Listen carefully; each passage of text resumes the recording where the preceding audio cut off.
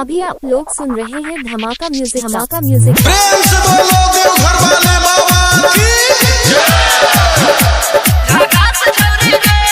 DJ फरियाद पीके गांजा या छौरी तू भांगे लाल जाटा धारी जी के नाम गे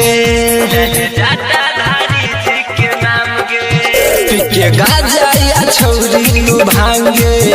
लाल जाटा धारी जी के नाम गे तोई छी भगवान खास बनल छौका विश्वास तोई छी भगवान खास बनल छौका विश्वास ने जे करतौ निराश छोड़ी गे बाबा पर आख विश्वास छोड़ी गे मिल जइतो दुल्हा झकास छोड़ी गे पहिला सोमवारी करू पास छोड़ी गे मिल जइतो दुल्हा झकास छोड़ी गे प्रेम से बोलो देवघर वाले बाबा की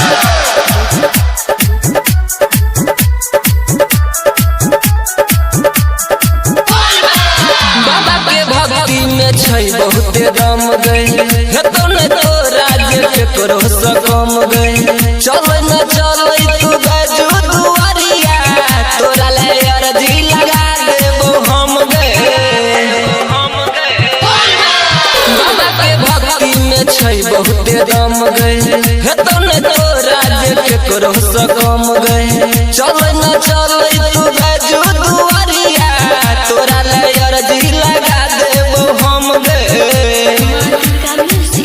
तू चढ़ाई दी जल तोरा मिल जइतो फल तू चढ़ाई दी जल तोरा मिल जइतो फल बात एकरा में खास छोड़ी गे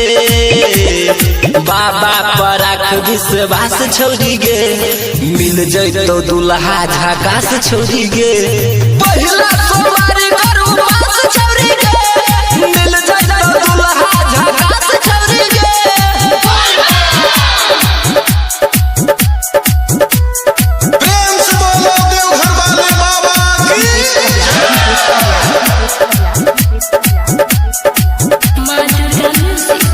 राइटर सुपारी लाल जल भरई छै रहिया में बाबा हो पैदल चलई छै पढ़ले के नारी लाल को बहुते झमेला जाने है बाबा है के दुनिया के खेला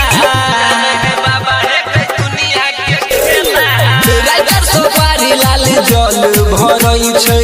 रहिया में बाबा हो पैदल चलई छै पढ़ले के नारी लाल को बहुते झमेला जाने है बाबा है दुनिया के खेला तू देखा दे अगरबत्ती तोरा सुनर है तो पति तू देखा ले अगरबत्ती तोरा सुनर है तो पति जाके रहई ओकरे पास छोड़ी गे बाबा पर आख विश्वास छोड़ी गे मिल जइतो दुल्हा झकास छोड़ी गे